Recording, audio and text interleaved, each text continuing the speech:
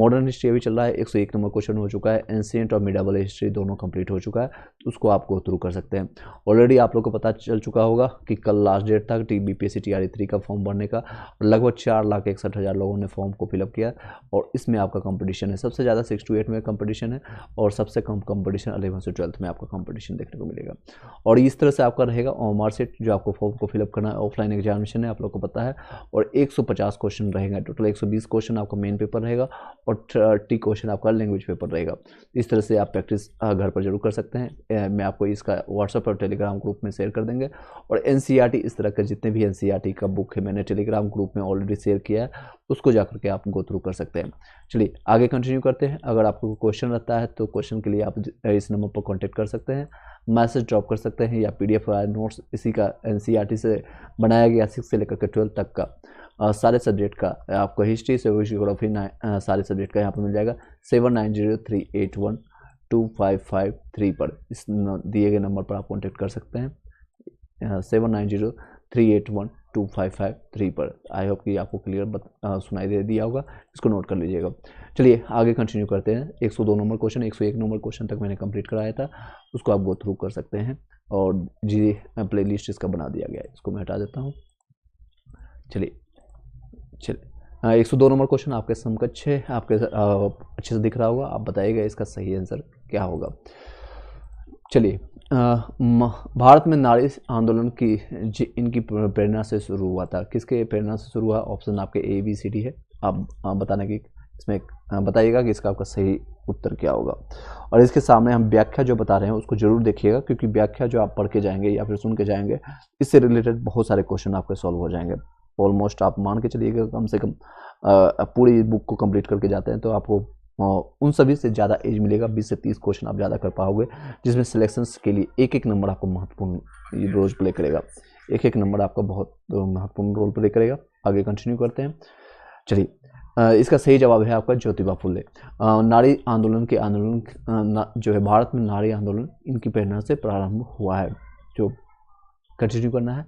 चलिए 1 minute live connected हो पाते हैं, मैं चेक कर लेता हूँ इज इट वॉइस ओके और not. Let me find that, yes. चलिए सभी चीज़ें ओके, आगे कंटिन्यू करते हैं। कोई अगर दिक्कत आती है, कोई समस्या आती है तो लाइव हम यहाँ पर कनेक्ट कर पाएंगे, और वहाँ से हम आपके क्वेश्चन आंसर और कोई भी डाउट रहता है तो आप पूछ सकते हैं मीनवाइल। चलिए सीधे क्वेश्चन पर चलते हैं। प्रश्न जो है विगत विकल्पों में भारत में नारी आंदोलन ज्योतिबा फुले की प्रेरणा से प्रारंभ हुई थी। ज्योतिबा फुले मानते थे कि महिलाओं एवं दलितों का उत्थान करके सामाजिक बुराइयों को दूर किया जा सकता है। 1848 में भी उन्होंने लड़कियों के लिए एक स्कूल खोला। यह लड़कियों के लिए भारत का प्रथम स्कूल था। आधुनिक भारत में महिलाओं आंदोलन की प्रेरणा स्रोत रही है रमाबाई रानाडे रही है। महादेव गोविंद रानाडे की पत्नी जो कि श्रीमती रमाबाई ने सेवा सदन नामक संगठन की स्थापना की। विकल्प ए जो है रमाबाई नाम होता है तो यही उत्तर होता, लेकिन इसमें विकल्प में नाम नहीं दिया गया है, पद्माबाई रानाडे है, तो इसमें सही जवाब जो है दिया गया है। यही कारण है कि बिहार लोक सेवा आयोग, आपको पता है इस बार भी एग्जामिनेशन आपको BPSC TRE 3 के लिए आपको लिया जाएगा BPSC की तरफ से, बिहार लोक सेवा आयोग, जिसका फुल फॉर्म भी याद रखिएगा। कई ऐसे लोग हैं चयनित होने के बाद भी उनको ये नहीं पता है उनको कि BPSC का फुल फॉर्म क्या होता है। दैट्स वेरी नेगेटिव इम्पैक्ट पड़ता है जब आप चयनित होकर के यहाँ पर जाते हैं, और जब प्रेस कॉन्फ्रेंस में या फिर आपको कोई भी यूट्यूबर या फिर कोई भी आपके प्रेस मीडिया आपसे पूछता है और जब आप नहीं दे पाते हैं तो काफ़ी ही निंदनीय होता है, और आपके एक तरह से कह सकते हैं शर्म का झेलना पड़ता है। तो ये जानना पड़ेगा, इस सारी चीज़ें आपको जानना चाहिए। तो सही उत्तर इसमें नहीं माना था, तारांकित किया गया था। आगे नेक्स्ट क्वेश्चन पर चलते हैं। 103 नंबर क्वेश्चन आपको सही यहाँ पर दिख रहा होगा, आप बताइएगा इसका सही जवाब क्या है। जैसे कि प्रार्थना समाज, यंग इंडिया, एक सब पूरे आपको जितने भी क्वेश्चन है इंपॉर्टेंट यहाँ पर एक जगह पूछ लिया गया, तो अच्छी बात है। इसका जवाब जरूर बताइएगा। इसका सही जवाब है बताइएगा यंग इंडिया, आपका लोकवादी सत्य शोधक समाज, रहनुमा भाई मंदिर सभा के लिए निम्न विकल्पों में से सबसे सही कौन सा है? ओके, ऑप्शंस यहाँ पर दिख रहे होंगे, ABCD जरूर बताइएगा इसमें से सबसे सटीक आंसर कौन सा है। तो सीधे आंसर पर चलते हैं। इसमें सटीक आंसर जो है आपका बी ऑप्शन है, आत्माराम पांडुरंग है जो कि प्रार्थना समाज के संस्थापक है। मोहनदास करमचंद गांधी जो है यंग इंडिया के संस्थापक, और गोपाल हरि लोकहितवादी के संस्थापक हैं। और ज्योतिबा फुले का भी मैंने बताया जो सत्य शोधक समाज के लिए है। और नरोजी फुरदोजी जो है आपको रहनुमा मजदेशन के लिए जाने जाते हैं। इसको हम व्याख्या अगर हम देखें, व्याख्या बहुत इंपॉर्टेंट है। चलिए, प्रार्थना समाज की स्थापना 1867 में किया गया था। मुंबई में आचार्य केशव चंद्र सेन की प्रेरणा से आत्माराम पांडुरंग द्वारा की गई थी। कई बार ऐसे भी पूछ लिए जाते हैं कई बार कि आत्माराम पांडुरंग किसकी प्रेरणा से प्रार्थना समाज की स्थापना किए थे। तो आपका ये है केशव चंद्र सेन। और कब किया गया था? तो 1867 में किया गया था। महात्मा गांधी द्वारा प्रारंभ किए गए थे समाचार पत्र जिसको इंडियन ओपिनियन या फिर हरिजन यंग इंडिया, जो यंग इंडिया आपका क्वेश्चन में भी पूछा गया। और नवजीवन महाराष्ट्र के समाज सुधारक जो हैं गोपाल हरि देशमुख लोकहितवादी के रूप में व्याख्यात है। 1873 में सत्य शोधक समाज की स्थापना ज्योतिबा फुले ने की थी। 1851 में नरोजी फुरदोजी ने अन्य पारसी सहयोगियों के साथ रहनुमाई मजदेशन सभा की स्थापना की। इस प्रकार विकल्प भी आपका सही जवाब है। चलिए, नेक्स्ट क्वेश्चन है, थोड़ा सा यहाँ पर आपको कट है लेकिन आपको मैं बताते जा रहा हूँ, आप बताइएगा। 104 नंबर क्वेश्चन है, नाई धोबी बंद समाज एक बाइकॉट का एक स्वरूप था जो कि 1919 में कब हुआ था? ये है आपका किसानों द्वारा प्रतापगढ़ जिले में चलाया गया था। वर्ष 1919 जो आपको पता है जलियांवाला हत्याकांड इसी साल अप्रैल में हुई थी, घटना घटी थी। तो वर्ष 1919 के अंतिम दिनों में किसानों का संगठित विद्रोह खुलकर के सामने आया। प्रतापगढ़ जिले के एक जागीर में नाई धोबी बंद सामाजिक बहिष्कार संगठित कार्रवाई की पहली घटना थी। झिंगुड़ी सिंह और दुर्गपाल ने इसमें महत्वपूर्ण भूमिका निभाई, लेकिन जल्दी ही आंदोलन में एक नया चेहरा उभरा, बाबा रामचंद्र, जिन्होंने आंदोलन की बागडोर ही नहीं संभाली अपितु उसे और मजबूत और जुझारू बनाया। बाबा रामचंद्र महाराष्ट्र के ब्राह्मण परिवार के थे और वर्ष 1920 में के मध्य में हुए किसान नेता के रूप में उभरे। उन्होंने अवध के किसानों को असंगठित करना शुरू किया, उसमें संगठन की अद्भुत क्षमता थी। तो ये संबंधित है। नाई धोबी बंद जो है सामाजिक बाइकॉट का एक रूप है जो कि ये महाराष्ट्र की घटना है। तो ये आपको किसानों के प्रतापगढ़ में संबंधित है। चलिए आगे कंटिन्यू करते हैं। नेक्स्ट क्वेश्चन बताइएगा, पंजाब भूमि हस्तांतरण अधिनियम कब पारित किया गया था? ये कब पारित किया गया है? तो आपको 1900 ईस्वी में पारित किया गया। पंजाब भूमि अधिग्रहण अधिनियम 1900 में पारित किया गया है, जिससे कृषकों की भूमि को गैर कृषकों के पास हस्तांतरित होना समाप्त हो गया था। चलिए आगे नेक्स्ट क्वेश्चन बताइएगा। 106 नंबर क्वेश्चन है, टोटल मॉडर्न हिस्ट्री 382 क्वेश्चन है आपका। इसमें आपका बीपीएससी पूर्वावलोकन आपको घटना चक्र के बुक में। अवध के एकाएक आंदोलन का उद्देश्य क्या था? तो इसका आप बताइएगा। ऑप्शंस आपके, सरकार को लगान देना बंद करना, जमींदारों के अधिकार को रक्षा करना, सत्याग्रह की समाप्ति करना, या फिर आपका लगान को नगद में परिवर्तन करना। तो ये आपका सही जवाब है, डी है, लगान को नगद में परिवर्तित करना। और इससे आपका तैयारी भी पता चल जाएगा आपकी किस लेवल की तैयारी है। अगर आप अपने कमेंट बॉक्स में 100 क्वेश्चन का सीरीज में लाता हूँ और हर एक वीडियो में लगभग 1 घंटे 2 घंटे का जो चलता है, 100 क्वेश्चन आप बताइएगा आपके कितने क्वेश्चन सही हुए। और टोटल आपका ऑलरेडी मैंने बताया आपको, वहाँ से जाकर के आप चेकआउट कीजिएगा कितने आपने सही किया, उसको जरूर आप चेक करके बताइएगा कि कितने मेरे सही है कितने गलत हैं। आगे कंटिन्यू करते हैं और देख सकते हैं इसकी व्याख्या के पढ़ने की कोशिश यहाँ करते हैं। एका आंदोलन जो है 1921 से 22 के नेतृत्व पिछड़ी जाति के मदारी पासी ने किया था। इस आंदोलन में जिसकी गतिविधि के मुख्य केंद्र हरदोई और बारम्बरिक और राइज और सीतापुर थे।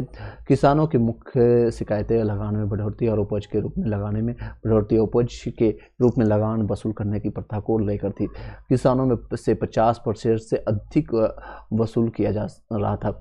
जमींदारों के गूंगे ठेकेदार किसानों को प्रताड़ित करते थे और यानी जो गुंडे होते थे, यहाँ पर गुंडे ठेकेदार, और एक आंदोलन का राष्ट्रवादियों द्वारा निर्धारित अहिंसक नीतियों में विश्वास कम था। फलस्वरूप राष्ट्रवादी नेता आंदोलन से अलग थलग पड़ गए और आंदोलन ने दूसरी राह पकड़ ली। इस आंदोलन में सरकार को लगान देना बंद नहीं किया गया, बल्कि आंदोलनकारियों की प्रमुख मांग थी बढ़ती महंगाई के कारण लगान का नगद हस्तांतरण किया जाए। चलिए नेक्स्ट बताइएगा, स्वामी सहजानंद का संबंध किससे था? तो ये बिहार के किसान आंदोलन से संबंधित है, तो बिहार के किसान आंदोलन के साथ ये थे। सहजानंद काफ़ी महत्वपूर्ण इसका रहता है, मेंस में भी इससे संबंधित क्वेश्चन आता है, तो ये देख सकते हैं 97 या 98 में क्वेश्चन पूछा गया था। स्वामी सहजानंद बिहार के प्रांतीय किसान और सभा की समिति के अध्यक्ष स्थापना की थी और वे अखिल भारतीय किसान सभा के एक प्रमुख नेता भी थे। उनका संबंध बिहार के किसान आंदोलन से है। वे इनके कृषि सुधार कार्यक्रम का वास्तविक और तथा लक्ष्य जो था जमींदारी प्रथा का उन्मूलन और कृषकों को मालिकाना अधिकार दिलाना था। किसानों के प्रति इनकी समर्पित व सेवाओं के कारण इन्हें किसान प्राण भी कहा जाने लगा। किसान का प्राण इनको कहा जाने लगा, स्वामी सहजानंद जी को। नेक्स्ट है, स्वामी सहजानंद निम्न में से किससे संबंधित है? तो मैंने अभी बताया बिहार से संबंधित है, भी देख सकते हैं रिपीटेड क्वेश्चन है। इस क्वेश्चन को यहाँ से उठाकर सीधे सीधे क्वेश्चन कर दिया गया है और कहीं भी नहीं, थोड़े से वर्ड को चेंज किया गया, ऑप्शन जस का तस रखा गया है। बिहार में किसान आंदोलन से संबंधित है, ठीक है। इनमें से कौन बिहार में किसान आंदोलन के साथ जुड़े? देखिए यही क्वेश्चन को बार बार रिपीट कर रहे हैं इस तरह से। तो किसान आंदोलन से संबंधित स्वामी सहजानंद जी भी थे और साथ साथ डॉक्टर राजेंद्र प्रसाद जी, जो कि भारत के पहले राष्ट्रपति रह चुके हैं। तो राजेंद्र प्रसाद बिहार में किसान आंदोलन से जुड़े थे। वे सितंबर 1946 में गठित अंतरिम सरकार में खाद्य एवं कृषि मंत्री भी थे, जो आपके अंतरिम जो सरकार जब बनी थी उसमें।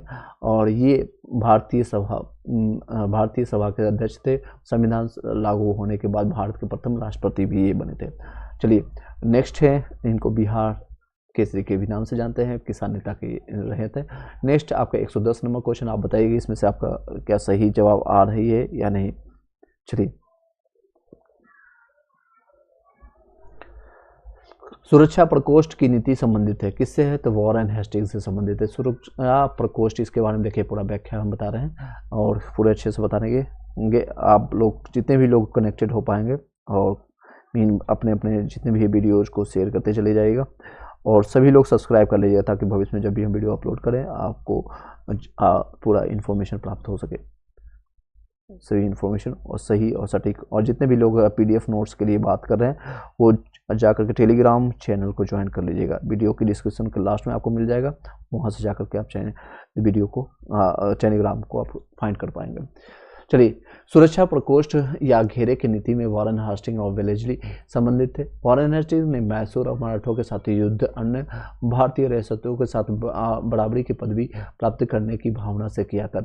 इस कंपनी ने अपने राज्यों के चारों ओर मध्य राज्य यानी बफर स्टेट का बनाने का प्रयत्न किया। यानी बफर स्टेट वो होता है एक्स्ट्रा जिसको फॉर्मेट में। इसका उद्देश्य केवल अपने राज्य की रक्षा करना, अथवा हम यह भी कर सकते हैं कि अपने पड़ोसी राज्यों की सीमाओं की रक्षा करो ताकि अपनी सीमाएं सुरक्षित रहे। उस समय भय मुख्यतः अफगानों और मराठों से था और इसलिए कंपनी ने अवध की रक्षा व्यवस्था के कार्य को इस शर्त पर संभाला कि अवध का नवाब उस व्यय को बोझ उठा सके। यानी उसमें इतनी ताकत नहीं थी कि अंग्रेजी सरकार इन सारी चीज़ों को व्यय को बोझ को झेल सके। इस प्रकार अवध की रक्षा के बंगाल की रक्षा थी। वेलेस्ली जो है आपको वेलेस्ली इन के आने से कंपनी के भारतीय रियासतों के साथ संबंधों में परिवर्तन आया। वेलेस्ली का उद्देश्य भारतीय रियासतों को अपनी रक्षार्थ कंपनी पर निर्भर करने का बाद करना था। उसने भारतीय रियासतों को अंग्रेजी राजनीतिक शक्ति के और सैनिक रक्षा के घेरे में लाने का प्रयत्न था। रियासतों के प्रति प्रमुख ब्रिटिश नीतियाँ निम्नलिखित हैं। कंपनी का भारतीय रियासतों से समानता के लिए संघर्ष 1740 से 65 तक रही है। सुरक्षा प्रकोष्ठ नीति या घेरे की नीति जो है 1765 से 1813 तक रही है। अधीनता प्रताप की नीति जो रही है 1813 से 1858 तक रही। अधीनता संघ की नीति जो है 58 से लेकर 1935 तक रहे। बराबर के संघ की नीति 35 से 47 तक चली है। नेक्स्ट क्वेश्चन बताइएगा आप लोग, निम्नलिखित में से किसने बंगाल में द्वैत शासन प्रणाली जिसको डुअल गवर्नमेंट को समाप्त किया था? तो आपके वॉरेन हेस्टिंग्स ही है। 12 सिस्टम। वाराणसी के कार्यकाल में 1772 में कोर्ट ऑफ डायरेक्टर्स ने दोहरी शासन प्रणाली को समाप्त करने का निर्णय ले लिया। कोलकाता परिषद और उनके प्रधान को आज्ञा दी कि वे स्वयं दीवान बने और बंगाल और बिहार उड़ीसा के प्रबंध को अपने हाथ में ले ले।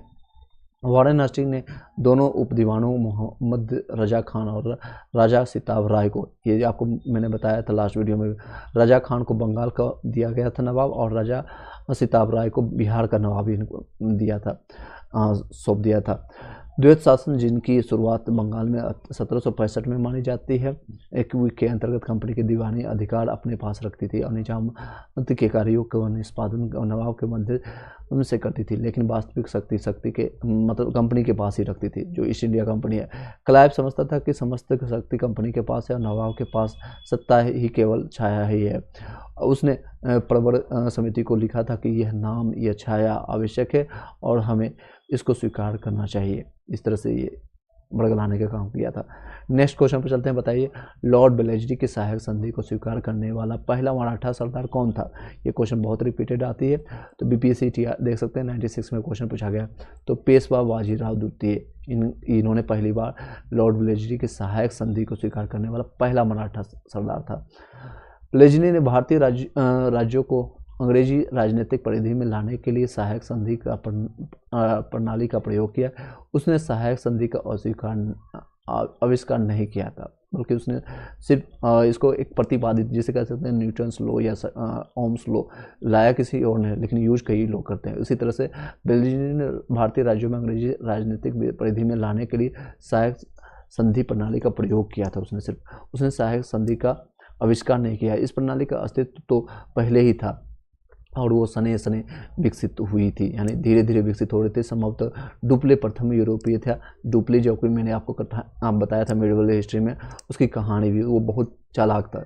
वो चाहता था हमेशा कि दो लोग आपस में लड़ते रहे और मैं आराम से मजे करूँ। खूब इसने धन कमाया था डुप्ले, जब उसमें जब आया था अपने शासन में था, जिसने अपनी सेना किराए पर भारतीय राजाओं को दे दी थी। सोचिए, आपके किराए पर सेनाओं को दे देना, सेना है भारतीय लोग उसमें चयनित हो चुके हैं और उसका भार भी भारतीय राजा ले रहे हैं, लेकिन उसका उपयोग डुप्ले करता था। जब भी उसको फाइटिंग करना होता था किसी राज्य के साथ, किसी राज्य के साथ लड़ना होता, किसी साम्राज्य के साथ, तो उस भारतीय को उठा करके, उस सैनिक को उठा करके उसके पीछे लड़ा देता था। जीत गई तो भी ठीक, नहीं जीता तो अच्छी बात है, नहीं जीता तो उस राज्य के राज्य के जो के मत थे छोड़ करके चल के जाता था, यानी राजा के सर पर चला गया। हार हुई थी उनकी हुई और जीत हुई थी ये अपने नाम पर लेता था। अंग्रेजों ने यह प्रणाली अपनाई। प्रथम सहायक संधि 1765 ईस्वी में अवध से की गई थी। तो पहला सहायक संधि अगर पूछा जाए किसके साथ हुई, तो अवध के साथ हुआ। कौन सा राज्य के साथ? अवध से हुई थी। जब कंपनी ने निश्चित धन के बदले उसकी सीमाओं की रक्षा करने का वचन दिया था। सिर्फ क्या करता था, मैं आपका साम्राज्य है अवध, मैं इसको संरक्षण करूँगा, आपके ही रहेंगे सिपाही और आपके ही, आप उस सिपाही का वेतन भी दीजिए, उसका भय भी कीजिए, सिर्फ मैं संरक्षित करूँगा, मेरे नाम का एक तमचा रहेगा, एक आईडी कार्ड रहेगा, बस इस तरह से कर सकते हैं।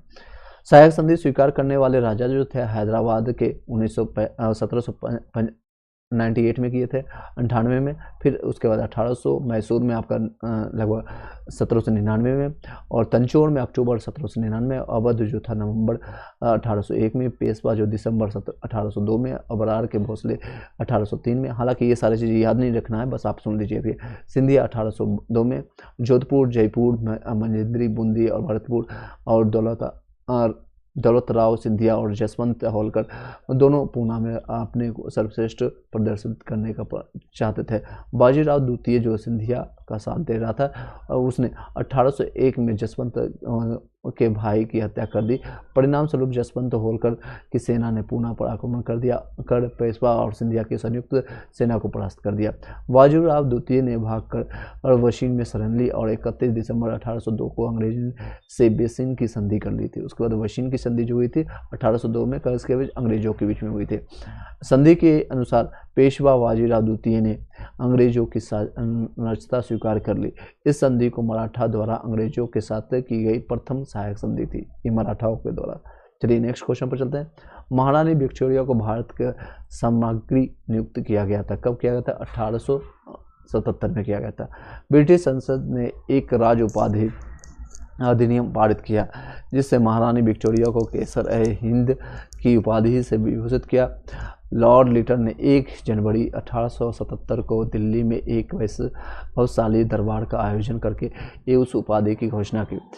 उस ही समय दक्कन में भीषण अकाल 1877 में पड़ा था। सरकार ने झूठे आडंबर और वैभव पर करोड़ों रुपए व्यय किया। विशेषकर उस समय जब लोग भूखे मर रहे थे। आरजी प्रधान के अनुसार इस राज्य उपाधि और अधिनियम और दिल्ली दरबार से एक राष्ट्रीय अपमान की गुप्त भावना से ये जनता में फैल गई थी। कोलकाता की एक पत्रिका ने इसकी तुलना उस घटना से की जब नीरो बंसी बजा रहा था और रोम जल रहा था, इससे संबंधित कर दिया था। तो समझ सकते हैं रानी विक्टोरिया को भारत के सामग्री यानी साम्राज्य नियुक्त किया गया था और उसको अधिपति 1877 में। बम्बई प्रेसिडेंसी एसोसिएशन की स्थापना किसने की थी? आपके ऑप्शंस यहाँ पर हैं, फिरोज शाह मेहता है, केटी तेलंग है, या फिर आपके ऑप्शन है W.C. बनर्जी है, तैयब जी, या इनमें से कोई नहीं, बताइएगा। तो इसका सही जवाब है इनमें से कोई नहीं। 1885 में मुंबई प्रेसिडेंसी एसोसिएशन की स्थापना जो है फिरोज शाह मेहता और केटी तेलंग और बदरुद्दीन तैयब जी यानी एक से अधिक है। आपके ये ऑप्शन है कि 3 लोगों ने मिलकर किया। इसका उद्देश्य लोगों में राजनीतिक विचारों का प्रचार प्रसार करना था। नेक्स्ट है भारत संघ जो इंडियन एसोसिएशन के संस्थापक कौन थे? तो आपके सुरेंद्र नाथ बनर्जी थे। भारत संघ आपको पता ही है कोलकाता में ठीक उसी समय हुआ था जिस समय आपका लगभग 1885-84 के आसपास में जो कांग्रेस की स्थापना का समय था। और सुरेंद्र नाथ बनर्जी ही ये प्रथम ICS अधिकारी थे।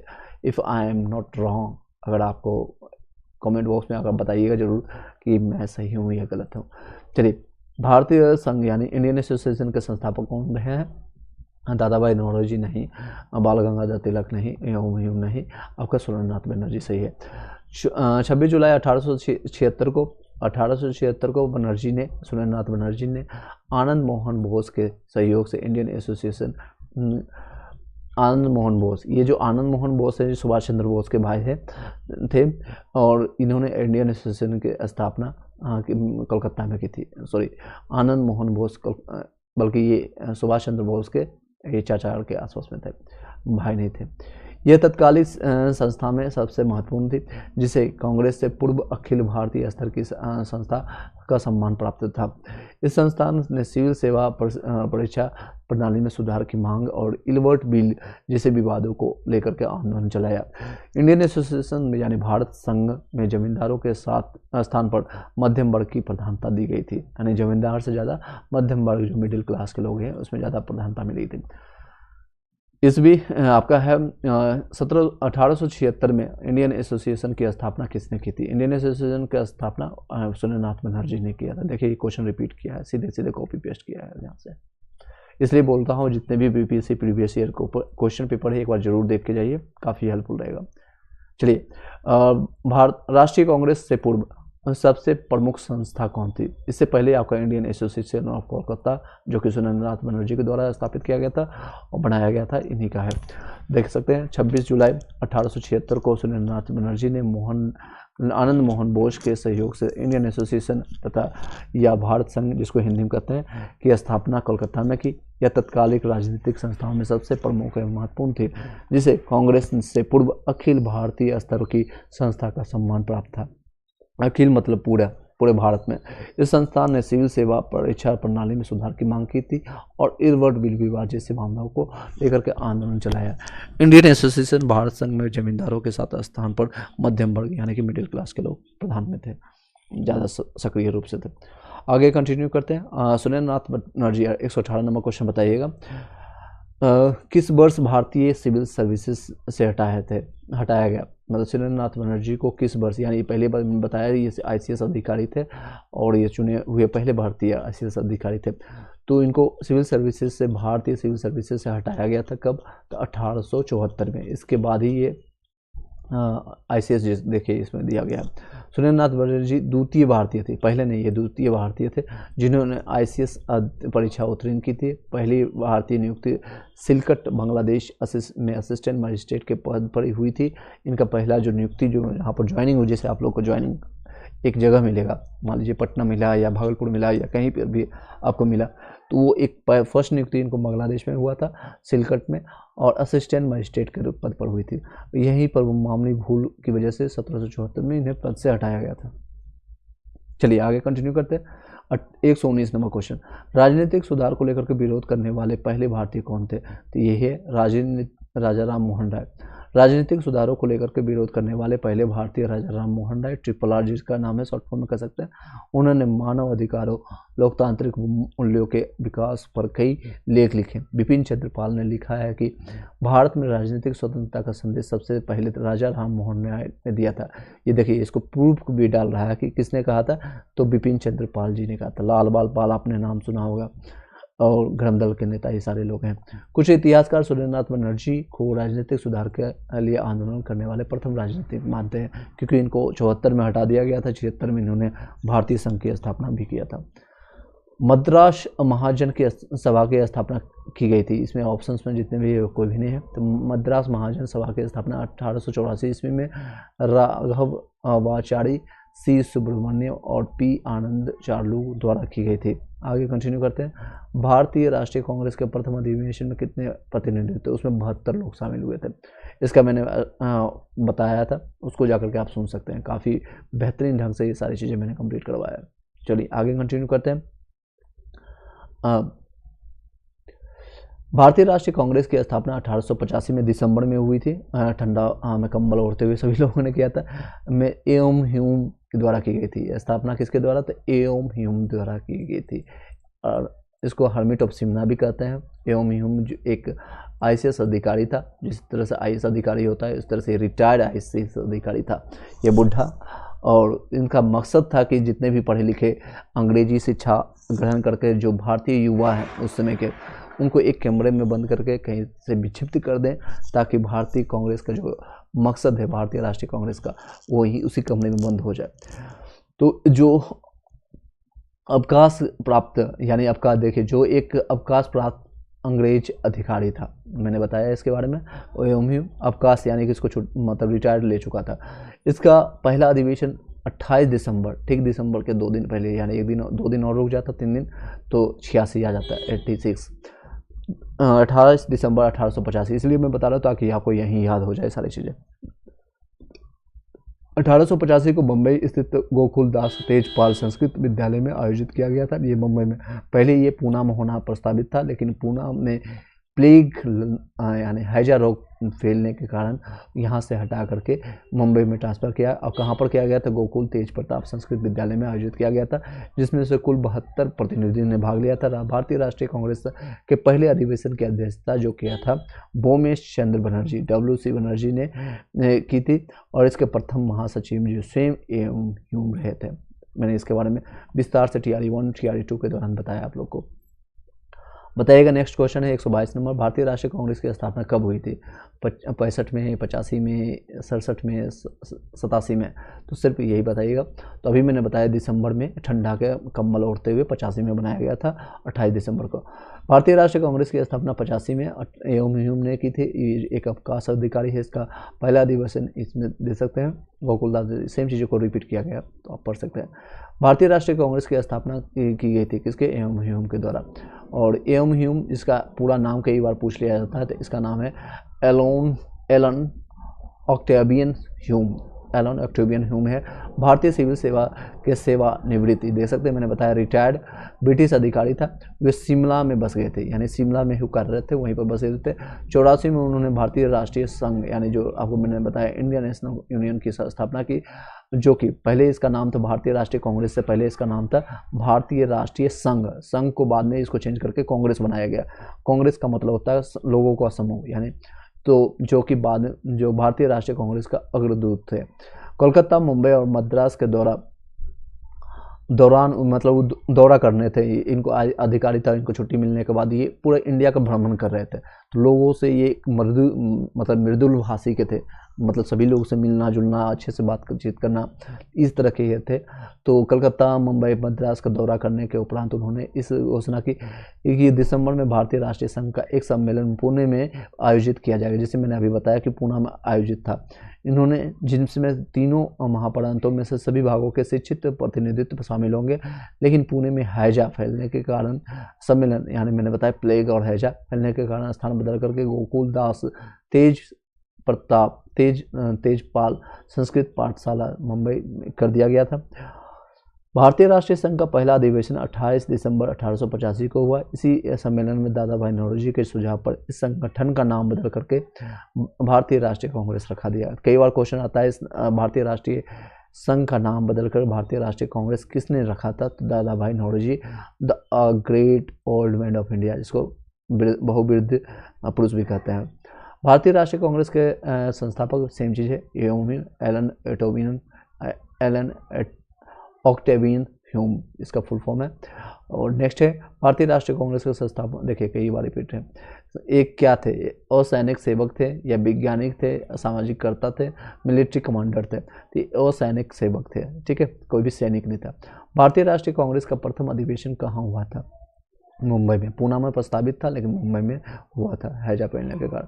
भारतीय राष्ट्रीय कांग्रेस का प्रतिबंध अधिवेशन 28 दिसंबर 1885 को तेजपाल संस्कृत पाठशाला मुंबई, जो कि अब मुंबई के नाम से जाना जाता है, इसमें से 72 प्रतिनिधियों ने भाग लिया था, जिसमें से 38 प्रतिनिधि मुंबई महाप्रांत के, 21 सदस्य जो थे मद्रास से, और सबसे ज़्यादा मुंबई से ही आए थे, क्योंकि मुंबई जहाँ होता है, जिसका कहते हैं ना, एक कहावत है, हर कुत्ता अपने घर का शेर होता है, यानी जहाँ पर जिसकी जो रहेगा वो जो रहेंगे वहीं पर ज़्यादा लोग आएंगे।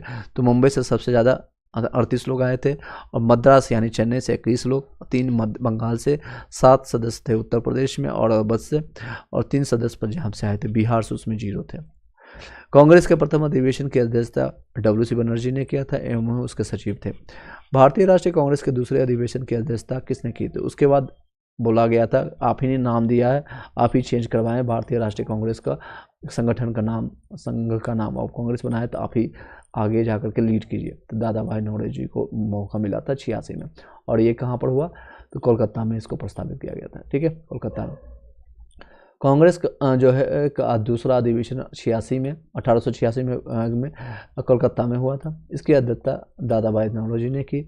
इसी अधिवेशन में इंडियन एसोसिएशन और भारतीय राष्ट्रीय कांग्रेस का विलय हुआ।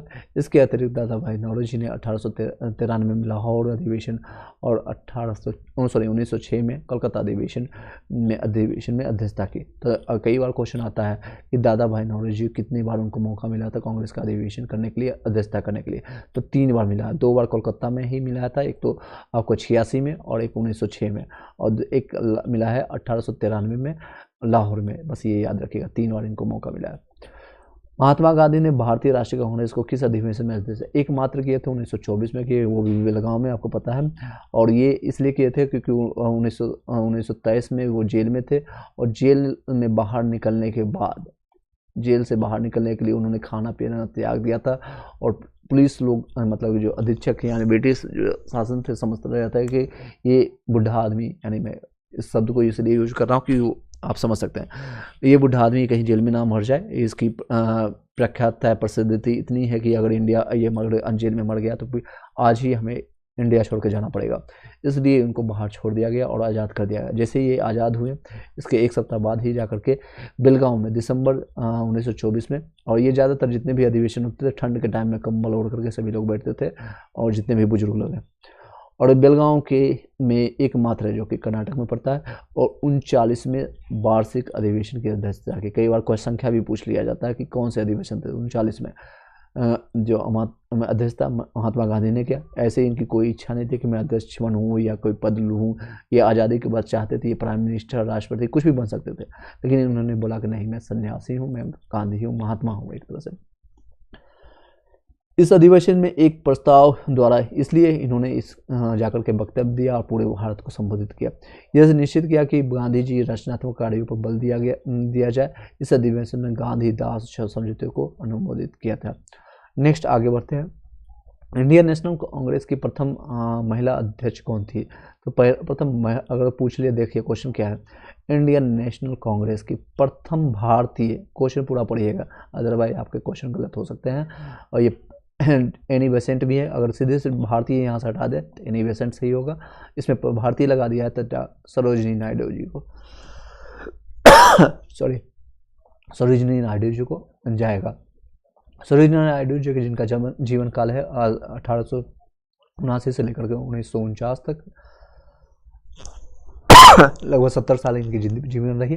प्रख्यात कवित्री रही है, इसको कोकिला के नाम से भी प्रख्यात है, और राष्ट्रवादी नेता रही है।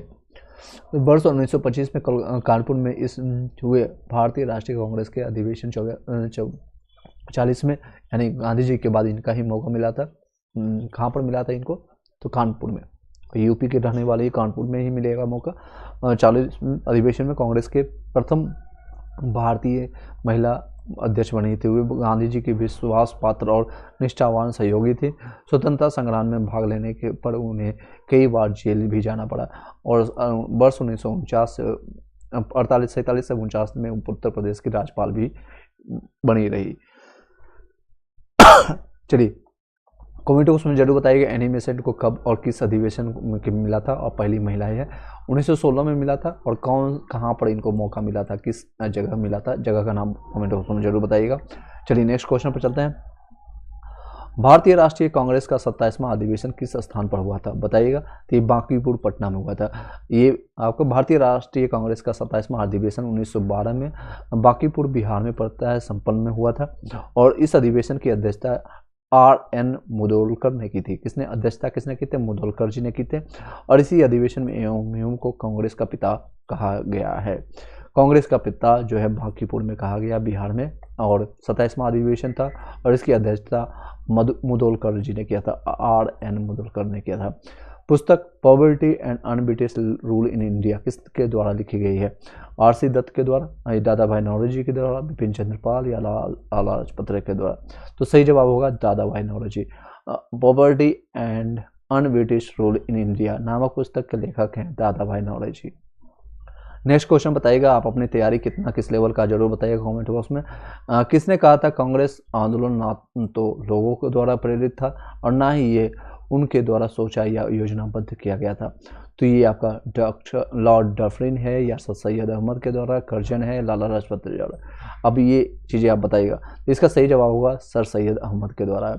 1888 में 1888 याद रखेगा, सर सैयद अहमद खान ने एक संयुक्त भारतीय राज्यसभा में, जिसको यूनाइटेड इंडियन पैट्रियोटिक एसोसिएशन बनाई थी, जिसका स्पष्ट उद्देश्य था कांग्रेस के प्रचार को निष्फल बनाना था, और कांग्रेस को लोगों को कांग्रेस से दूर रखना था। सर सैयद अहमद खान ने कहा था कांग्रेस ना तो लोगों द्वारा प्रेरित था, कांग्रेस का आंदोलन जो है ना तो लोगों द्वारा प्रेरित था, ना ही यह उनके द्वारा सोचा या योजनाबद्ध किया गया था। चलिए नेक्स्ट क्वेश्चन बताइएगा।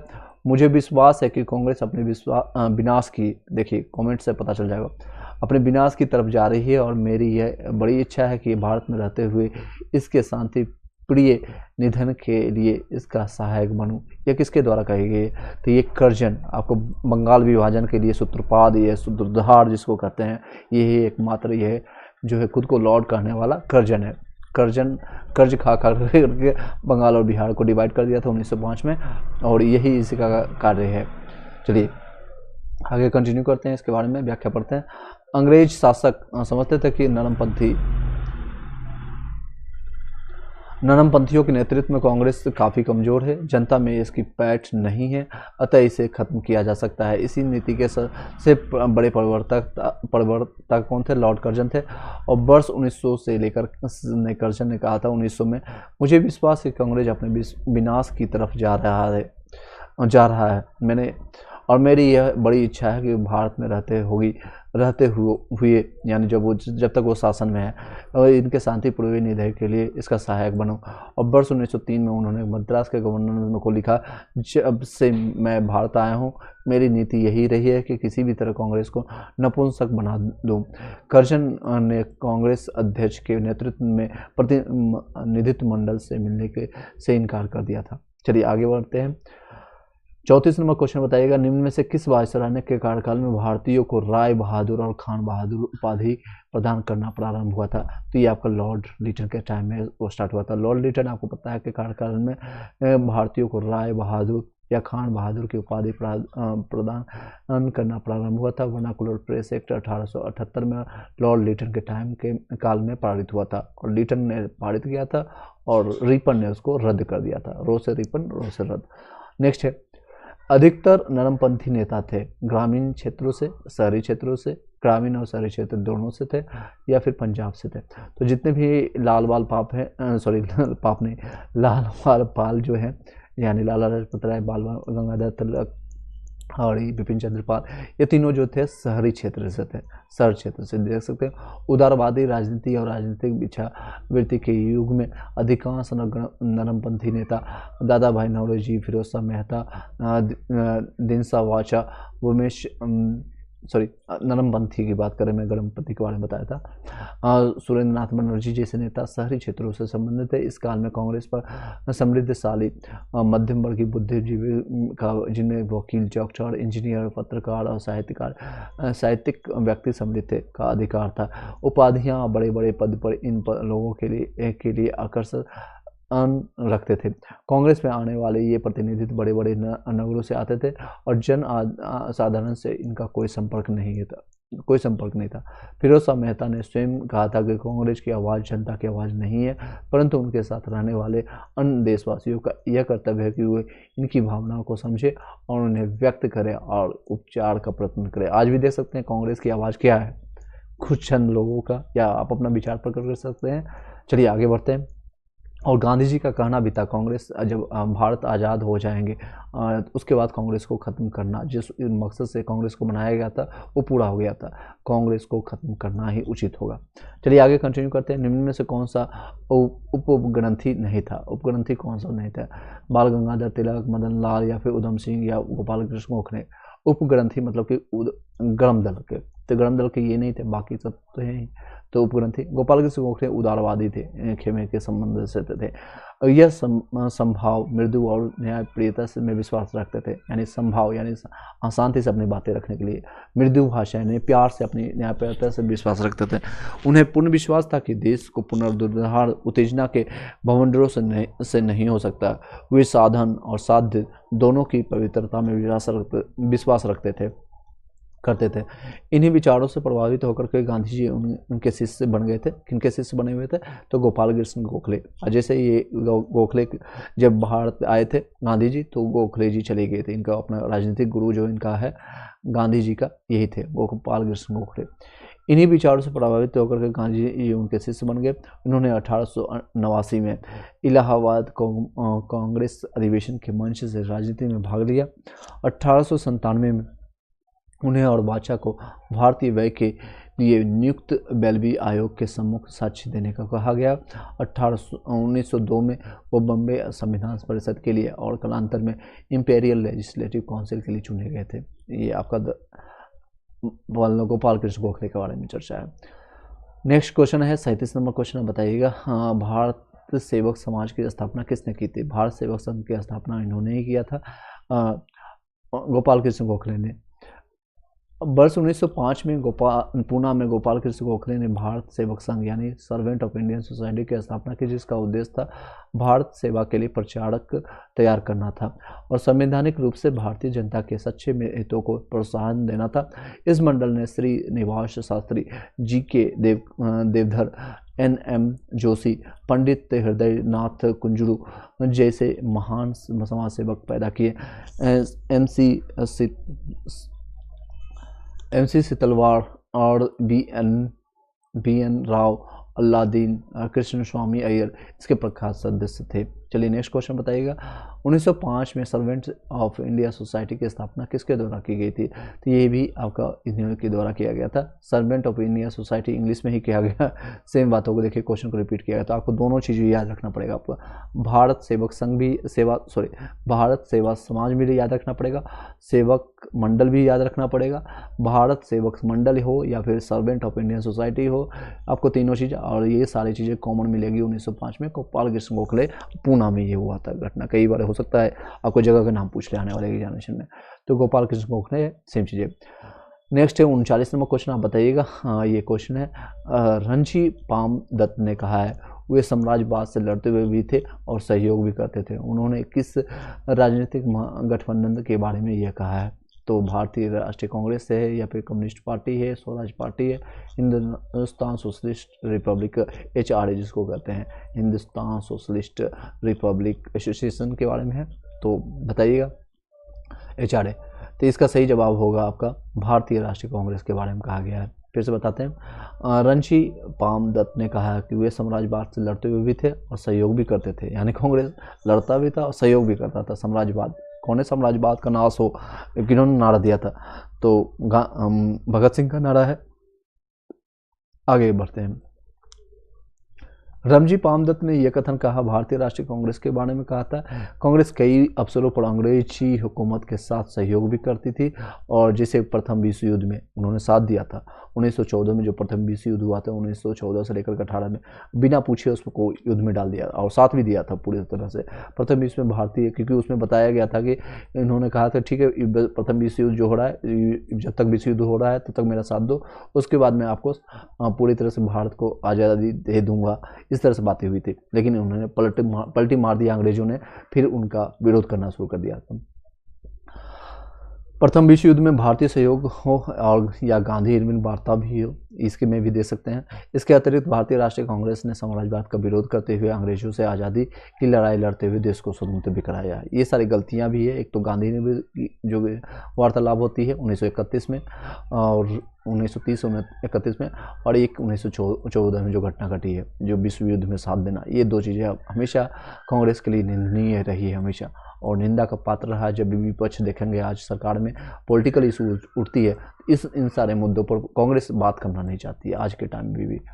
भारतीय राष्ट्रीय आंदोलन नरमपंथियों के प्रभावधीन आया। कब आया था नरमपंथियों के प्रभावधीन आया था? ये 1906 के बाद आया गया था, क्योंकि 1905 में जो घटना घटी थी बिहार और बंगाल का विभाजन हुआ था, तो यहाँ से प्रभाव इनका कमजोर होने लगा, प्रभावधीन हो गया था। 1906 के बाद भारतीय राजनीति में कांग्रेस के भीतर गरम दल का प्रभाव बढ़ गया। गरम दल के नेता जो प्रमुख कांग्रेस नेता थे, बाल गंगाधर तिलक थे, लाल बहादुर जो कहते हैं, लाला लाजपत राय हो या बिपिन चंद्र पाल हो, अरविंद घोष ने मिलकर के किया था। इन नेताओं ने स्वराज्य को अपना लक्ष्य बना लिया था। स्वराज यानी कि स्वतंत्रता, पूरी तरह से स्वराज्य। तिलक ने नारा दिया था स्वराज मेरा है, स्वराज मेरा जन्मसिद्ध अधिकार है और मैं इसे लेकर रहूँगा। इस तरह से ये सारे पूरी तरह से नरमपंथियों का कहते हैं बोलबाला खत्म हो गया था। गरमपंथियों उसको लीड करना शुरू कर दिए थे 1905 की घटना के बाद।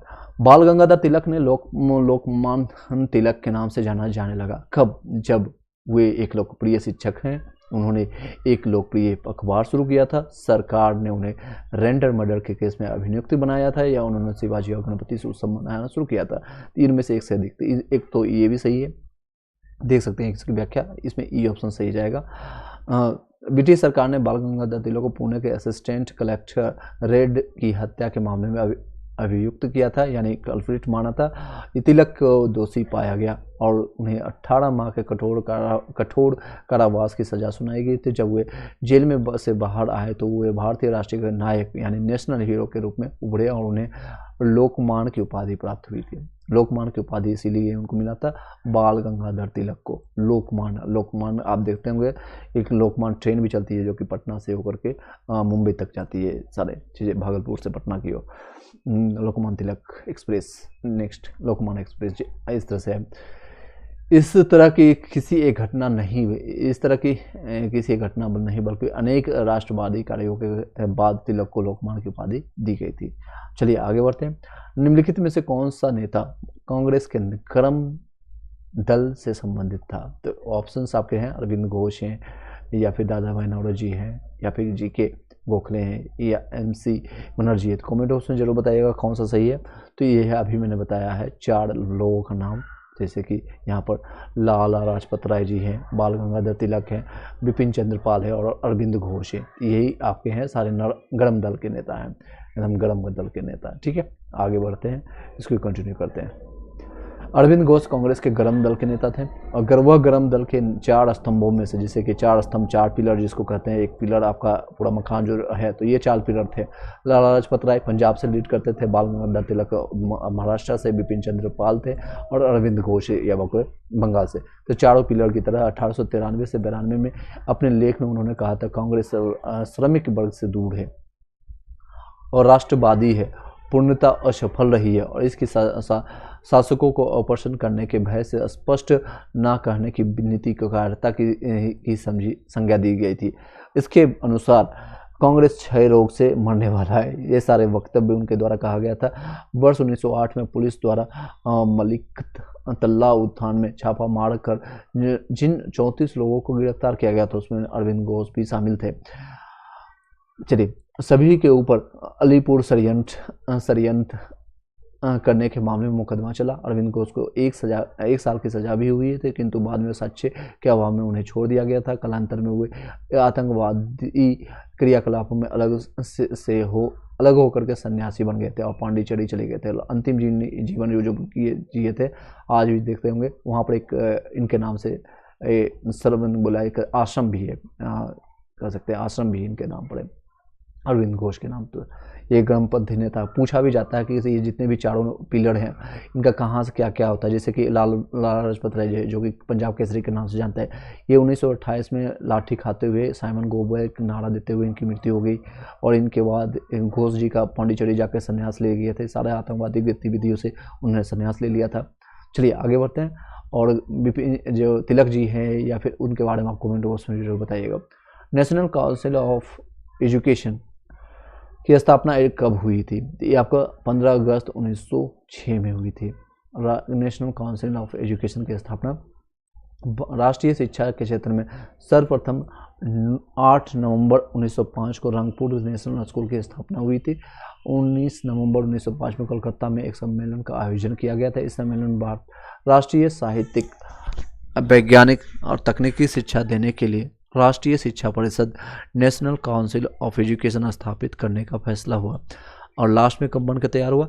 तो 15 अगस्त 1906 को सदगुरु दास बनर्जी द्वारा राष्ट्रीय शिक्षा परिषद की स्थापना हुई। चलिए आगे कंटिन्यू करते हैं, बताइएगा।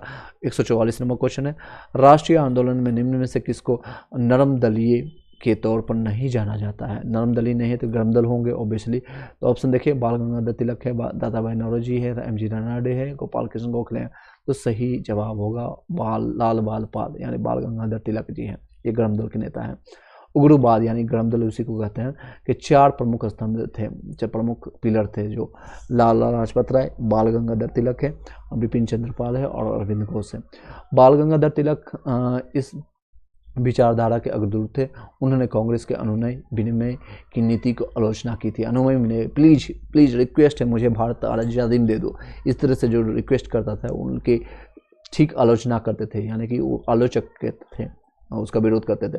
तिलक ने कांग्रेस के बारे में कहा था कि यदि हमें वर्ष में एक बार मेढक की तरह टटराएंगे तो हमें कुछ नहीं मिलेगा। यानी कांग्रेस जो भीख मांग रही थी कि हमें आज़ादी दे दो, स्वराज मेरा दे दो, मुझे स्वतंत्रता दो, फ्रीडम दो, ये सारी चीज़ें के लिए जो टटराते हुए मेढक की तरह जो वर्ष में एक बार, यानी जब बरसात होती है तब एक टटराता है मेढक, उसी तरह से दादा भाई नौरोजी और गोपाल कृष्ण गोखले कांग्रेस के उदारवादी यानी कि गर्म दल के नेता थे, जबकि एम.जी. रानडे जो समाज सुधारक थे, एम.जी. रानडे के जो है समाज सुधारक थे।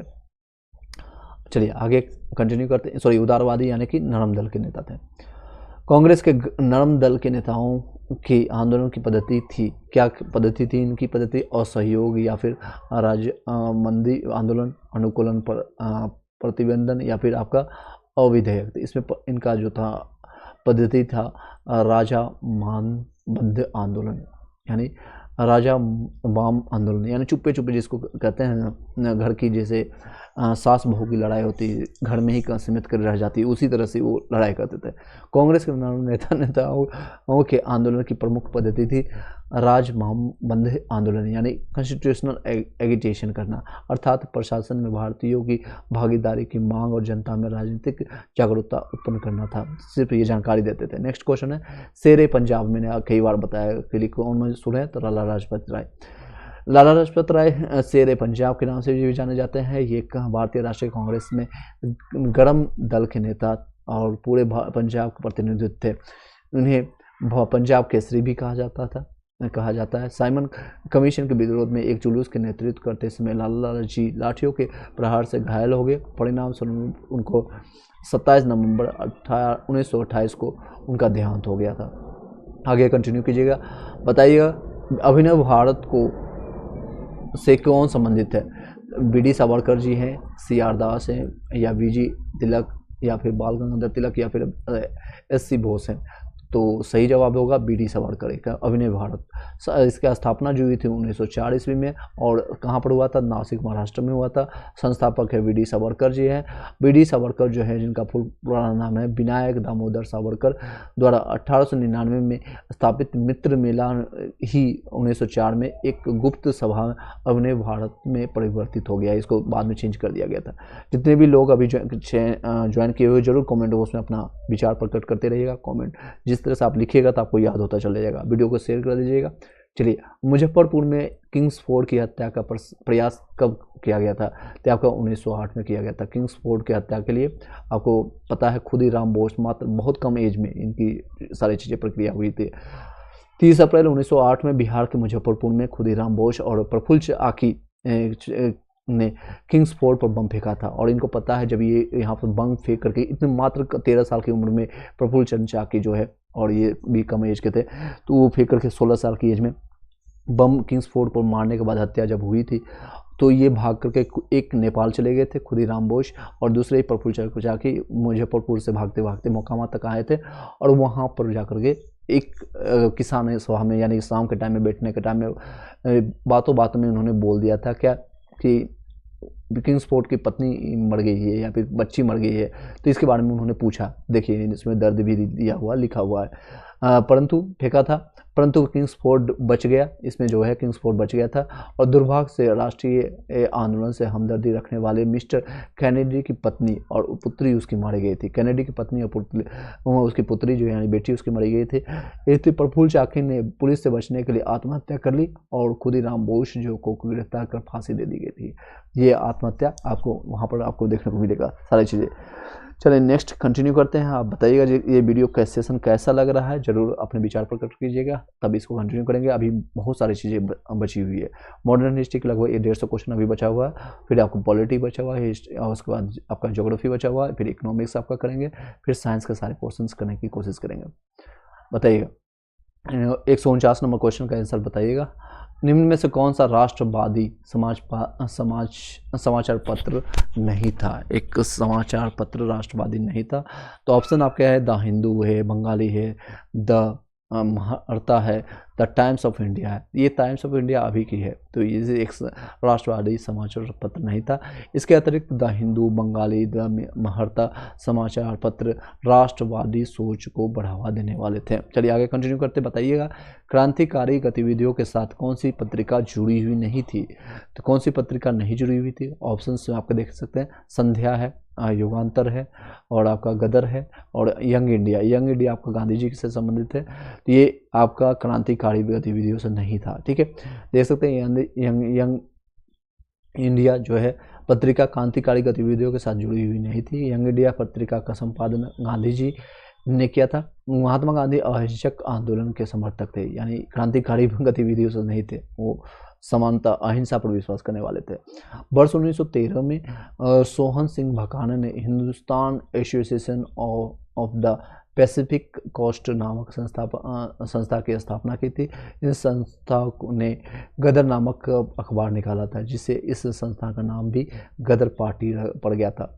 और युगांतर और संध्या जो पत्रिका भी है क्रांतिकारी गतिविधियों से, बाकी जो तीनों है, संध्या भी है, गदर भी है, युगांतर भी है, सब क्रांतिकारी गतिविधियों से संबंधित है। आई होप कि समझ पाए होंगे। और गदर पार्टी का संस्थापक कौन है उसे आप बताइएगा कमेंट बॉक्स में। चलिए मैं बता दूंगा आपको थोड़ी देर के समय बाद। नीचे दिए गए विकल्पों में राष्ट्रवादी समाचार पत्रों द हिंदू, केसरी, बंगाल, हिंदुस्तानी सुधारक के संपादकों के नाम को सही संयोजन कीजिए, ज्ञात करना है। सीधे सीधे सही आंसर में आपको बात करते हैं। जैसे द हिंदू का संपादक है सी सुब्रमण्यम अय्यर जी थे, नेक्स्ट है आपका केसरी, बाल गंगाधर तिलक का है केसरी। बंगाली आपका सुरेंद्रनाथ बनर्जी का है।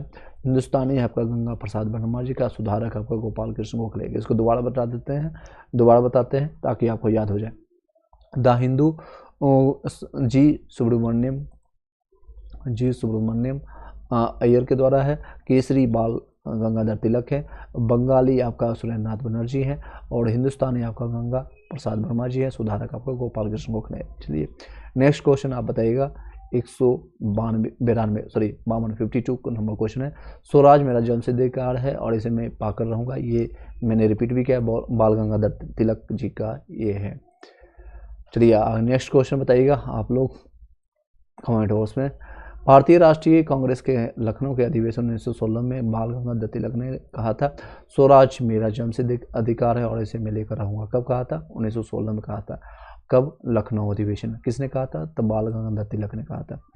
और तिलक राजनीतिक उग्रवाद थे, यानी बाल गंगाधर तिलक उग्रवादी गणम दल के नेता थे और तथा आक्रामक राष्ट्रवाद में विश्वास करते थे। वो किस में विश्वास करते थे? आक्रामक राष्ट्रवादी में विश्वास करते थे। इस अधिवेशन में उग्रवादियों को पुनः कांग्रेस में वापसी हुई थी, क्योंकि पता है आपको सूरत में फूट हो गई थी, नरम दल और गरम दल बट गई थी 1907 में। उसके बाद फिर लखनऊ में इन दोनों का समझौता हो गया था, यानी वापस आ गए थे। जितने भी नरम दल के नेता थे वापस आ गए थे।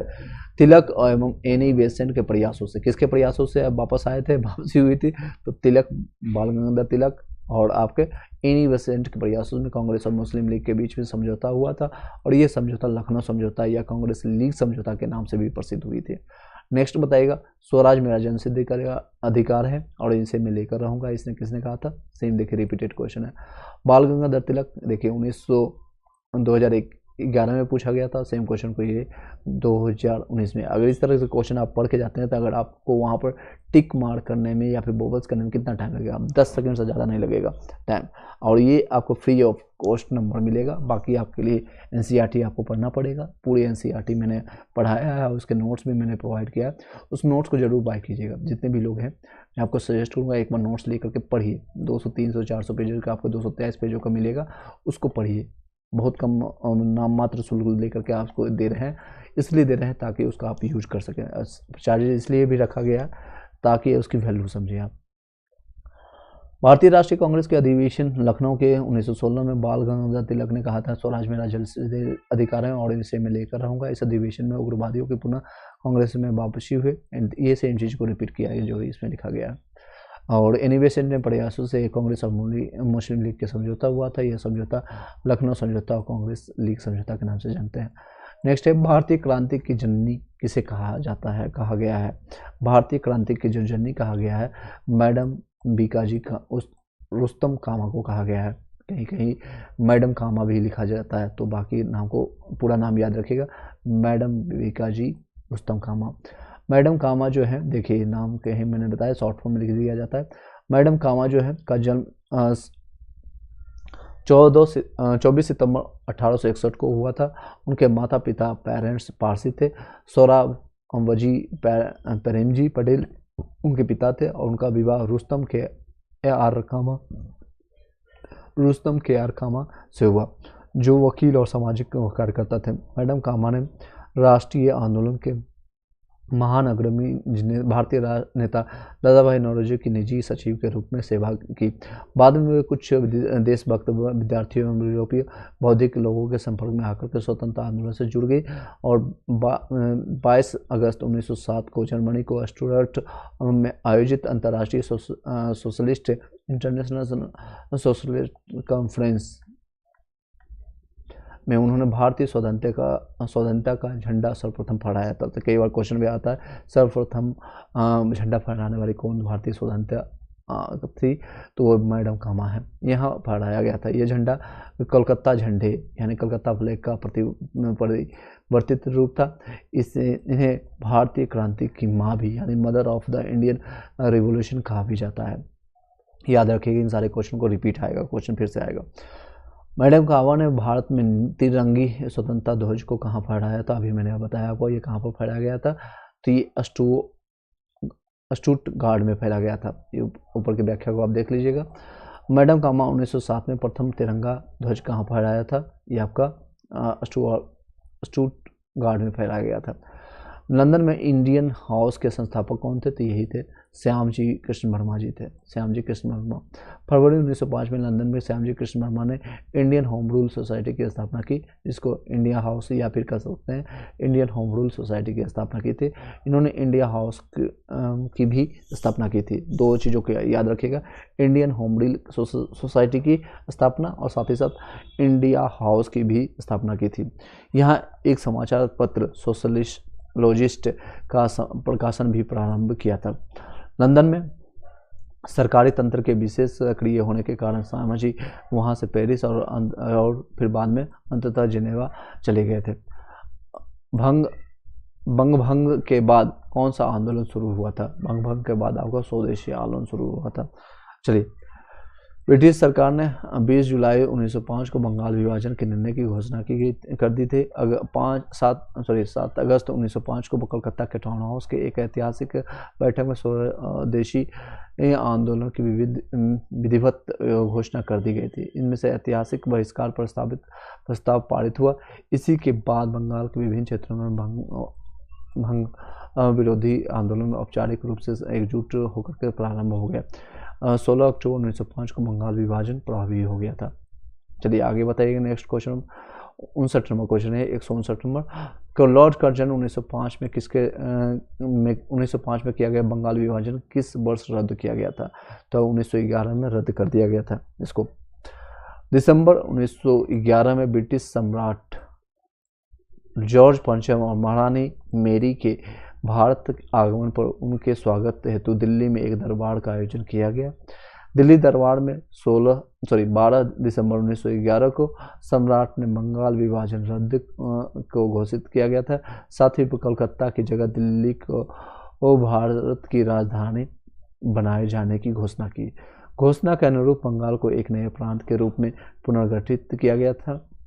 उड़ीसा और बंगाल को इससे अलग कर दिया गया था। असम को एक नया प्रांत बनाया गया, जैसा कि उसकी स्थिति 1874 में थी, और सिलहट को इसमें जोड़ दिया गया था। चलिए आगे बताइएगा। 160 नंबर क्वेश्चन है। कांग्रेस ने स्वराज प्रस्ताव 1905 पारित किया गया था। कब पारित किया गया था? स्वशासन सुनिश्चित करने के लिए। प्रस्ताव का उद्देश्य क्या था? चलिए अभी हम 5 मिनट का ब्रेक लेंगे। आप क्वेश्चन को बाकी देखिए और अपना थोड़ा सा पानी या फिर जो भी ले कर सकते हैं आप लीजिएगा। ब्रेक में यहाँ पर लिख देता हूँ और 5 मिनट्स ओनली। 5 मिनट्स 2 से 4 मिनट में हम कंटिन्यू करते हैं। तब तक वीडियो को म्यूट कर देते हैं।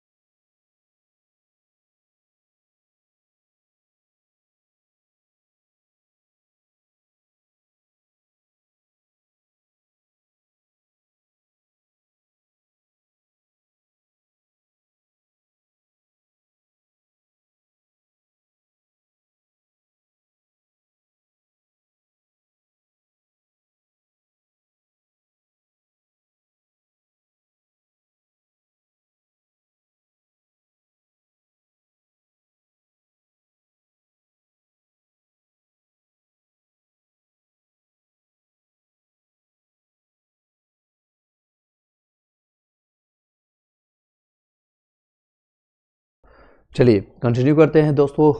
5 मिनट के ब्रेक, ऑलमोस्ट 5 से 6 मिनट का ब्रेक ले लिए।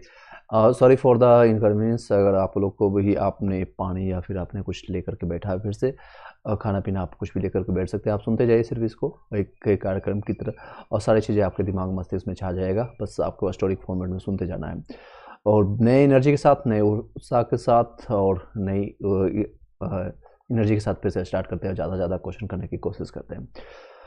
160 नंबर क्वेश्चन कर रहे थे। कांग्रेस ने स्वराज प्रस्ताव वर्ष 1905 में पारित किया था। इसका प्रस्ताव का उद्देश्य क्या था? अपने लिए, पहला ऑप्शन है ए, अपने लिए संविधान बनाने का अधिकार, परंतु ऐसा नहीं हुआ। स्वशासन सुनिश्चित करना, या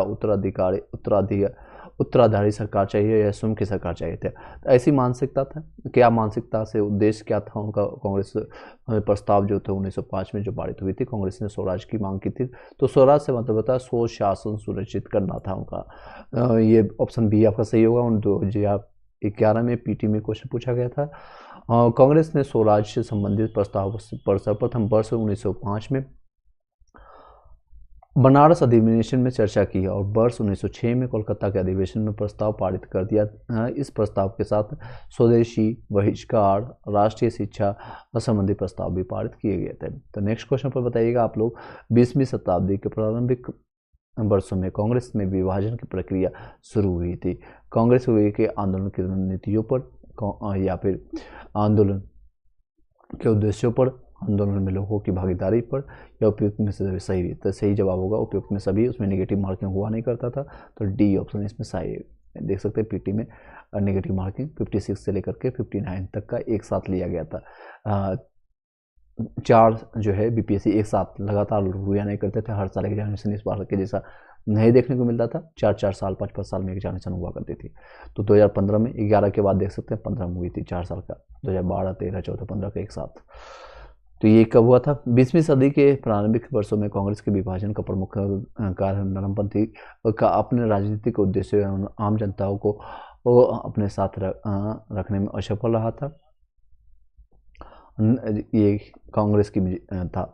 नरमपंथी ने आम जनता के बीच में काम नहीं किया था, और नरमपंथी राजनीतिक घटनाओं के अनुरूप रणनीति अपनी रणनीति में फेरबदल नहीं कर पाते थे, और यह महसूस ना कर सके कि उनकी उपलब्धियों ने ही उनकी राजनीतिक और व्यवहारिक बना दिया है। नरमपंथी और गर्मपंथी के बीच और अनुमान पारस्परिक मतभेद के दृष्टिकोण और राष्ट्रवादी दृष्टिकोण दोनों से ही गलत थे।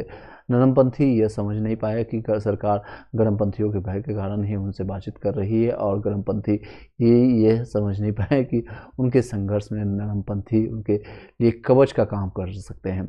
फलस्वरूप वर्ष 1907 में सूरत, यानी सूरत जहाँ पर गर्मी होता है, इस तरह आप याद रखने के लिए मैं बता रहा हूँ, अधिवेशन में कांग्रेस का विभाजन हुआ, और समझौता कब हुआ? तो 1916 में। ठीक है, 1916 में। चलिए आगे कंटिन्यू करते हैं। मुसलमान यदि खुश हैं और संतुष्ट हैं तो भारत में ब्रिटिश शक्ति का महत्व बचाव होगा। यह किसने कहा था? ये आपका है W. हंटर द्वारा कहा गया था बातें।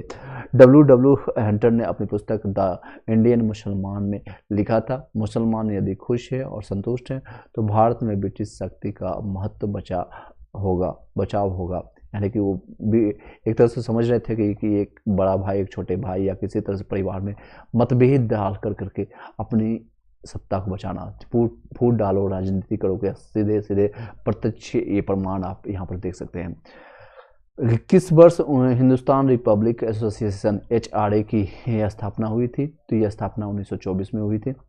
देश में उचित ढंग से क्रांतिकारी आंदोलन का संचालन करने के लिए उद्देश्य से अक्टूबर 1924 में युवा क्रांतिकारियों ने कानपुर में एक सम्मेलन बुलाया था, और हिंदुस्तान रिपब्लिक एसोसिएशन HRA नामक पर क्रांतिकारी संगठन की स्थापना की गई। संस्थापक जो थे सचिंद्र सन्याल थे, राम प्रसाद बिस्मिल जी थे, योगेश चंद्र चटर्जी थे, और चंद्रशेखर आजाद जी थे। इसमें बाद में ऐड ऑन हुए थे भगत सिंह भी। नेक्स्ट है, बंगाल विभाजन की घोषणा की गई थी। किस तिथि को घोषणा की गई? तो 19 जुलाई को किया गया था, 1905 को। ठीक है, 19 जुलाई 1905 को ये घोषणा की गई थी। बंगाल विभाजन का प्रस्ताव 3 दिसंबर 1903 को ब्रिटिश संसद में रखा गया था। आपको पता है कर्जन के काल मैंने बताया था 1900 से लेकर के 1905 तक वो रहा था, उसी बीच में ये कार्यकाल शुरू हुई थी।